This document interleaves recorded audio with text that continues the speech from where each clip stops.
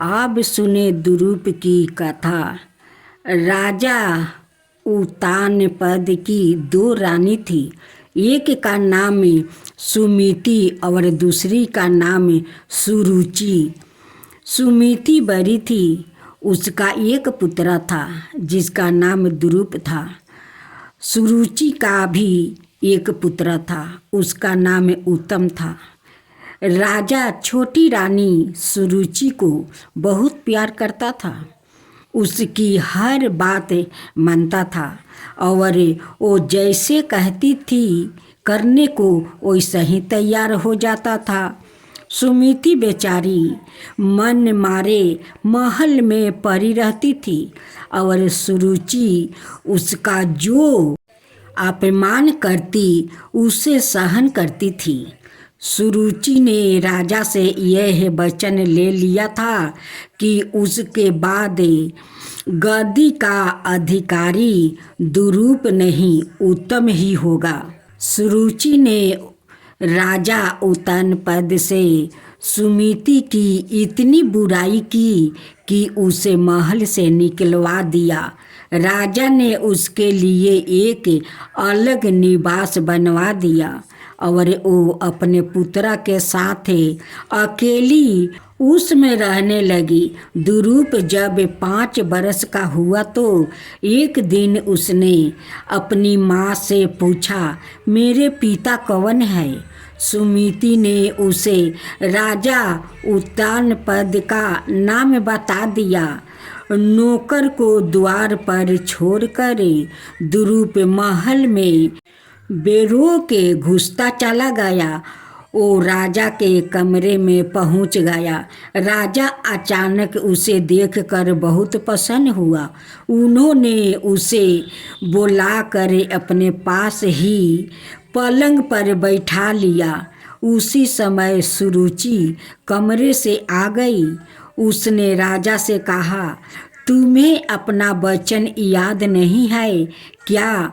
तुमने इस गंदे लड़के को अपने पास कैसे बैठा लिया? उतारो इसे नीचे और भगाओ यहाँ से। राजा मुख से कुछ भी नहीं बोला। दुरूप खुद पलंग से नीचे उतरकर उसी क्षण वहाँ से चला आया।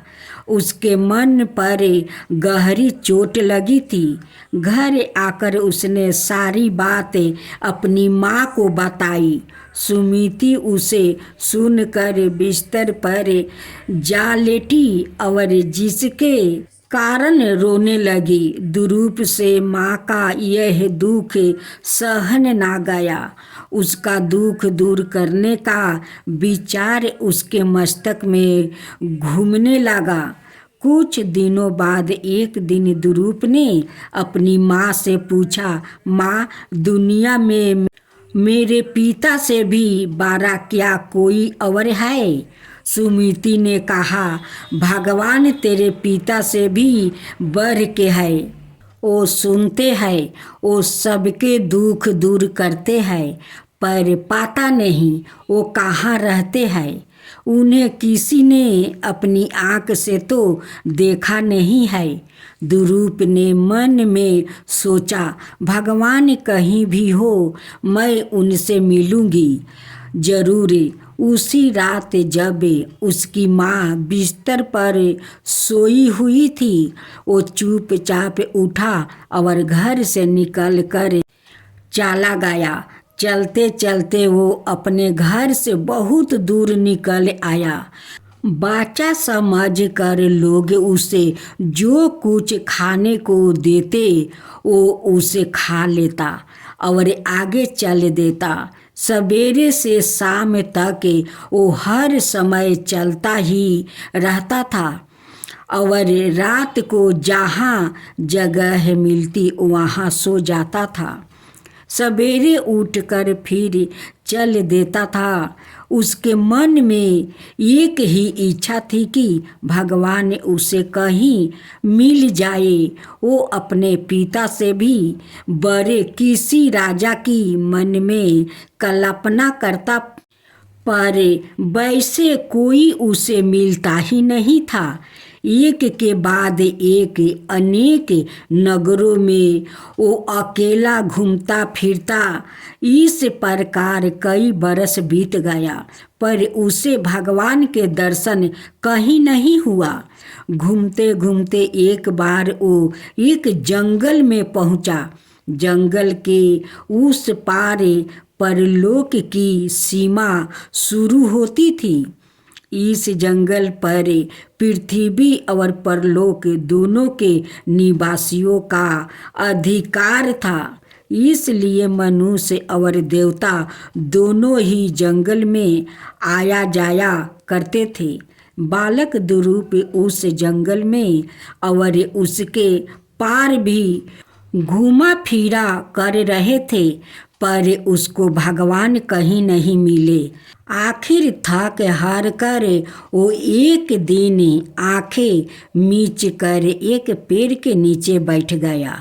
उसने मन में यह निश्चय कर लिया था कि जब तक भगवान आकर खुद नहीं कहेंगे कि मैं भगवान हूँ, वो आंखें नहीं खोलेगा। पृथ्वी के मनुष्य उसे बाल योगी समझकर उसके पास आते और उसे खाने पीने की चीज़ें पकड़ा जाते थे। एक दिन ब्रह्मा, विष्णु, शिव, इंद्र और कई देवताओं भी परलोक से उसे देखने आया और अपना अपना परिचय देकर आंखें खोलने को कहा, परंतु उसे आंखें नहीं खोली। इस प्रकार उसे अकेला जंगल में आंख बंद किए बैठा कई बरस बीत गया। उसने इस बीच में एक बार भी सूर्य का प्रकाश नहीं देखा था और मन में यह सोच लिया था कि भगवान यदि उसके पास नहीं आए तो वो कभी आंखें नहीं खोलेगा। एक दिन वो रोज की तरह आंखें बंद किए बैठा था।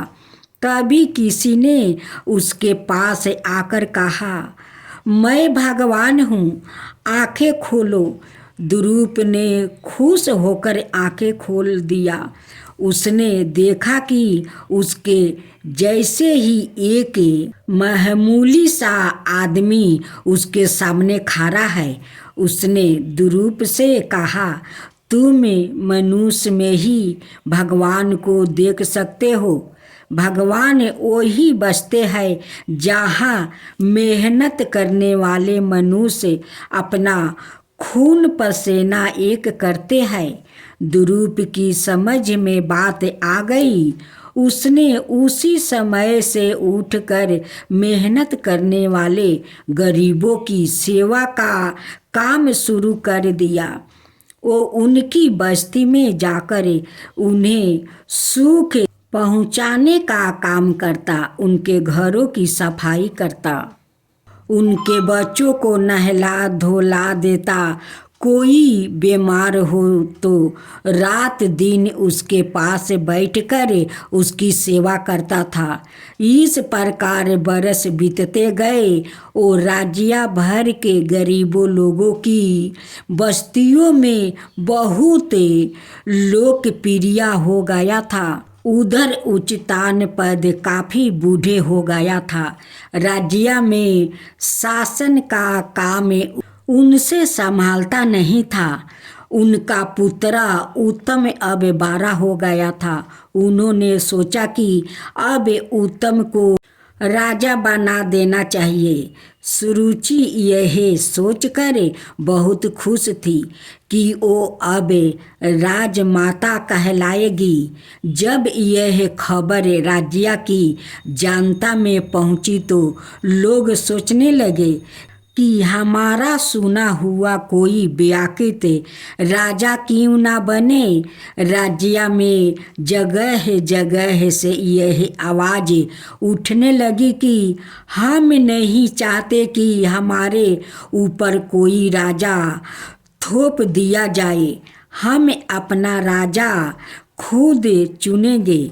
जानता अपनी इस मांग को लेकर विरोध करने को तैयार हो गया। राजा को यही नहीं, सुरुचि को भी जानता कि इस मांग के आगे झुकना पड़ा। उत्तम और दुरूप में चुनाव हुआ। अधिकतर लोगों ने दुरूप के पक्ष में मत दिया। दुरूप राजा चुन लिया गया। सुमिति राजमाता बन गई, पर राजा बन जाने के बाद भी दुरूप ने सुरुचि और उत्तम से कोई बदला नहीं लिया। सुमिति और सुरुचि में क्या फर्क हुआ? सुमिति का मन में कोई छल कपट नहीं था, उसलिए उनकी दुरूप राजा बने। सुरुचि का मन में कपट था, उसलिए जनता उनकी बेटा को राजा नहीं बनाया। फिर भी सुमिति सुरुचि को अपना महल में रख कर रानी को दर्जा दिया।